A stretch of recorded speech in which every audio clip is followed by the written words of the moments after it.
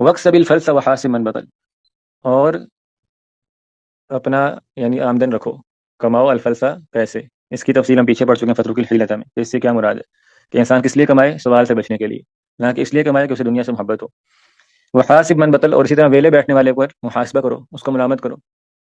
اس لیے بعض سلف نے کہا نا کہ ہمیں وہ بندہ ناپسند ہے، یعنی بعض صحابہ کرام سے بات مروی ہے کہ ایسا بندہ مجھے بہت ناپسند ہے کہ جس کا نہ کوئی دین کا کام ہے نہ دنیا کا کام ہے. یعنی ایک تو ہے نا جو بندہ دین کا کام نہیں کرتا، چلو دنیا کا تو کر رہا ہے نا، کہیں نہ کہیں تو مصروف ہے. لیکن ایک بندہ ایسا ہے جو بالکل ویلا بیٹھا ہوا ہے، نہ اس کے پلے دین ہے نہ دنیا ہے. تو یہ بندہ تو ظاہری بات ہے زیادہ مضموم ہے، زیادہ برا بندہ ہے کہ اپنی دنیا بھی نہیں بنا رہا یہ بیوقوف آدمی. تو فراغت اور بطالت اور تعطلی یہ مضموم ہے، اور یہ انسان کو بہت سارے مفاسد کی طرف لے جاتی ہے. ہمارے اکثر گناہ ان کا منشا کیا ہوتا ہے؟ فراغت ہوتی ہے. آپ سب نوجوان اس بات کو سمجھتے ہیں کہ اگر ہم فارغ نہ ہو، ہمیں وقت نہ ملے، تو ہمارے بہت سارے گناہ کم ہو جائیں کہ نہ ہو. انسان گناہ کب کرتا ہے؟ جب اس کا فراغت ہوتی ہے، اس کے پاس موبائل لے کر بیٹھا ہے 1 گھنٹے بعد 2 گھنٹے بعد 3 گھنٹے بعد اس کے دل میں خیال آ جاتا ہے، وہ کہیں سے کہیں چلا جاتا ہے. کیونکہ اس پاس کرنے کے لیے اور کام نہیں تھا. تو مصروف ہو جانا دین میں یا دنیا میں، یہ انسان کو اس کے لیے خیر کا باعث ہوتا ہے. اور دنیا میں انسان کیسے مصروف ہو کہ اس کی دنیا بھی دین کے لیے ہو جائے. اپنی دنیا والا تنس نصیبک من دنیا کا جو ہم نے معنی کیا کہ انسان اپنی اچھی مصروفیات رکھے، اور اس کا مقصد، اس سے نیت وہ دین ہی کی رکھے. اور سب سے اچھی بات ہے کہ انسان اپنے دین کی مصروفیات رکھے، اس سے اچھی بات ہو ہی نہیں سکتی. تو جو بطالت ہے یہ بھائیو اچھی بات نہیں. نوجوانوں کا بہت بڑا مسئلہ اس دور میں ہے کہ یہ کیا ہے؟ فارغ ہیں، ان کے پلے کوئی کام نہیں.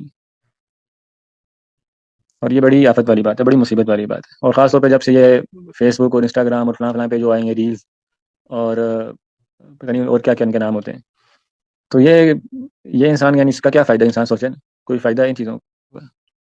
تو اس کوئی فائدہ نہیں، نہ دین کا نہ دنیا کا. اللہ المستعان. اس کے بعد فرماتے ہیں ودرع جدا وکدا واجتنب صحبۃ الحمقاء وارباب الخلل. ودرع جدا وکدا واجتنب، درع کہتے ہیں زرا کو. تو ودرع اور ڈھال بنا لو، جدن کوشش کو، جد و جہد آپ نے لفظ سنا ہوگا، اپنی کاوش کو. وکدن، کدن بھی کہتے ہیں کوشش کرنا، کد و کاوش بھی اردو میں استعمال ہوتا ہے، یعنی محنت کرنے کو، کوشش کرنے کو اپنا شعار بنا لو، اپنی ڈھال بنا لو. وجتنب صحبت الحمقاء وارباب الخلل، اور بچو احمقوں کی صحبت سے، فارغ لوگوں کی صحبت سے. وارباب الخلل، اور اہل فسوق سے، وہ لوگ جن کے اندر خلل ہے، یعنی جو گناہ گار لوگ ہیں، یعنی بری صحبت سے بچو.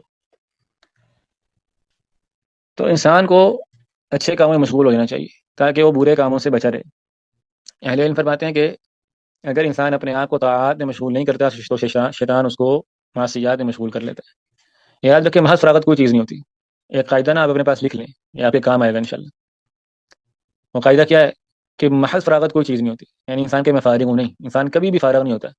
یا وہ نیکی کر رہا ہوتا ہے یا برائی کر رہا ہوتا ہے.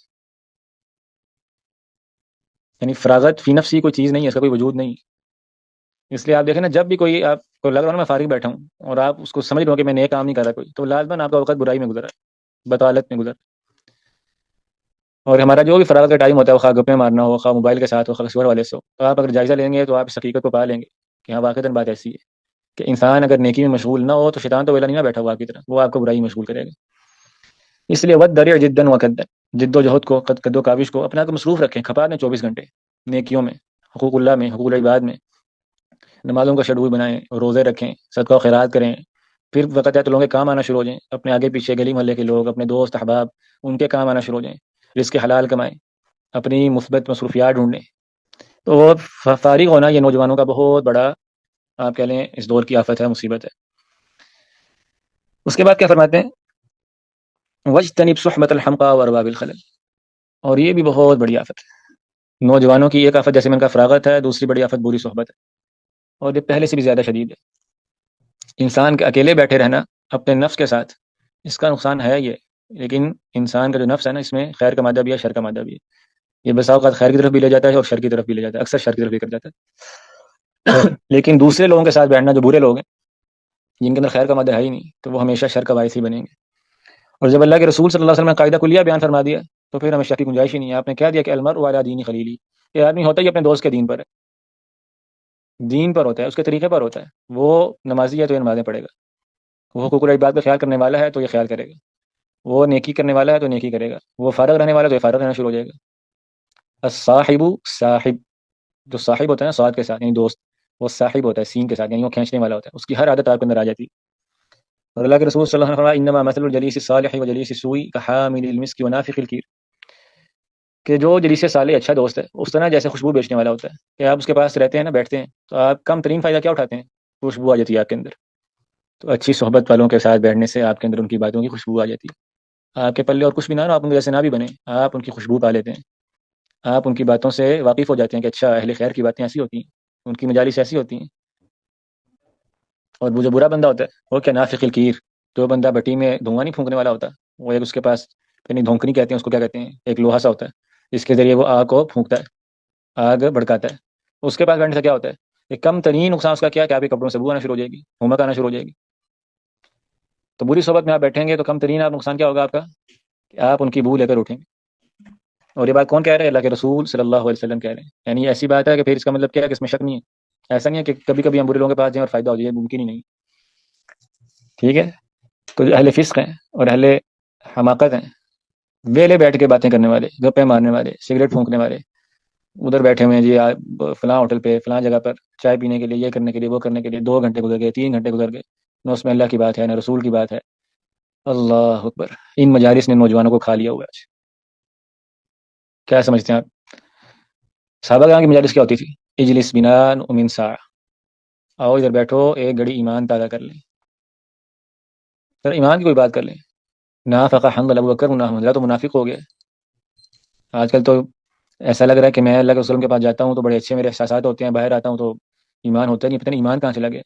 کبھی آپ نے سوچا کہ ہم اس طرح کی طرح مجالس لگائیں، اپنے دوستوں کے ساتھ بیٹھے ہوں، کوئی پوچھ رہا ہو کیا نمازوں کا کیا حال ہے آج کل، مسیح میں نظر نہیں آ رہے، دوسرا پوچھ رہا ہو یا تلاوت کا کیا حال ہے، تلاوت کر رہے ہو نہیں کر رہے، کتنے سپارے ہو گئے ہیں، علم حاصل کر رہے ہو کہاں تک پہنچے ہو، ہم نے کورس اکٹھے شروع کیا تھا، تم نے چھوڑ دیا، تم نے گروپ سے نکال دیا، کیا وجہ بنی، آؤ دوبارہ چلتے ہیں، میں تمہاری بارے میں بات کرتا ہوں، کوئی ادھر پیش کرتے ہیں۔ کبھی آپ نے اس طرح کھینچا ہو اپنے دوستوں کو نیکی کے کاموں میں؟ ہاں، لیکن پارٹی میں جانا ہو، فنکشن میں جانا ہو، ٹور مارنے جانا ہو مری کا نران کا آن کا، تو پھر آپ ذرا دیکھ لیں کہ کیسے گروپ بنتے ہیں، کیسے باتیں ہوتی ہیں، کیسے معاملات طے پاتے ہیں۔ تو اللہ کے بندو، اللہ سے ڈر جاؤ، ایسی صحبت کا کوئی فائدہ نہیں ہے جو جنت میں جانے سے پہلے پہلے ختم ہو جائے۔ کیا سمجھتے ہیں اس بات کو؟ جو فراق ہے، جدائی ہے، وہ کیا جدائی ہے؟ وہ جدائی یہ ہے کہ ایک جنت میں چلا جائے اور دوسرا جہنم میں چلا جائے، یہ جدائی ہے نا؟ کیا اور اس کے علاوہ کوئی جدائی کا تصور ہو سکتا ہے؟ وقالوا ما لنا لا نرى رجالا كنا نعدهم من الاشرار، جہنمی جہنم میں جا کے کہیں گے یا اللہ وہ بندے نظر نہیں آ رہے جو جنہیں ہم اپنے جیسا برا سمجھتے تھے، وہ کہاں چلے گئے؟ تو وہ چلے گئے کہیں اور، وہ تمہارا ساتھ چھوڑ چکے ہیں۔ تو جو ارباب خلل ہیں، جو برے لوگ ہیں، جو فاسق و فاجر ہیں، جو اہل بدعت ہیں، جو اہل معاصی ہیں، جو شرکیات میں ملوث لوگ ہیں، ان کے ساتھ مت بیٹھو۔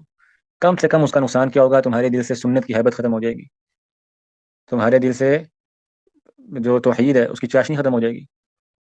یہاں میں ایک اور آپ کو بات کرتا ہوں، اس کا آخری بات کے بعد ہم اپنی بات ختم کرتے ہیں، کہ جب ہم یہ باتیں کرتے ہیں نا فسق و فجور سے اور بری صحبت سے بچنے کی، تو بہت سارے لوگ اس کو گناہوں کے معنی تو بات سمجھ لیتے ہیں، لیکن جب بدعات اور شرکیات کی بات ہوتی ہے ان کو بات سمجھ نہیں آتی، بلکہ پھر الٹے ہو جاتے ہیں بالکل، کہ نہیں نہیں ان کے تو قریب رہنا چاہیے، ان کو سننا چاہیے، ان کو پڑھنا چاہیے، ان کے پاس بیٹھنا چاہیے، یہ کیوں، ایسا کیوں ہے؟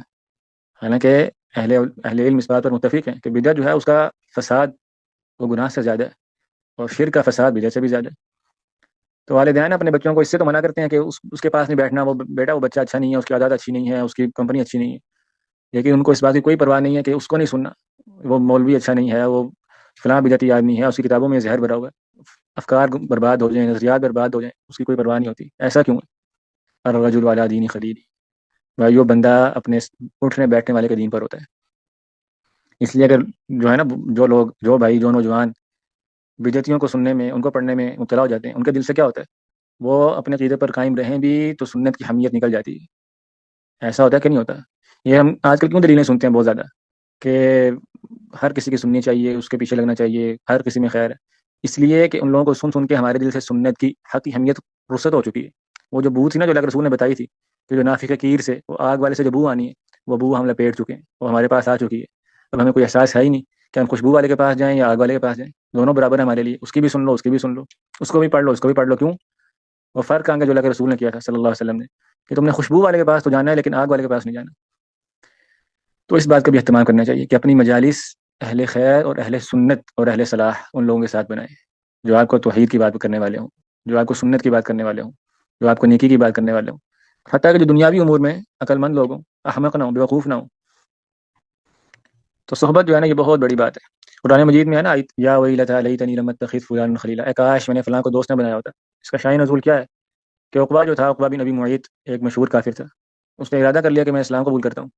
اس کا دوست ابی بن خلف، اس نے کہا کہ عقبہ اگر تو اسلام قبول کرتا ہے تو آج کے بعد میری تیری دوستی ختم، لا اکلمک ابدا۔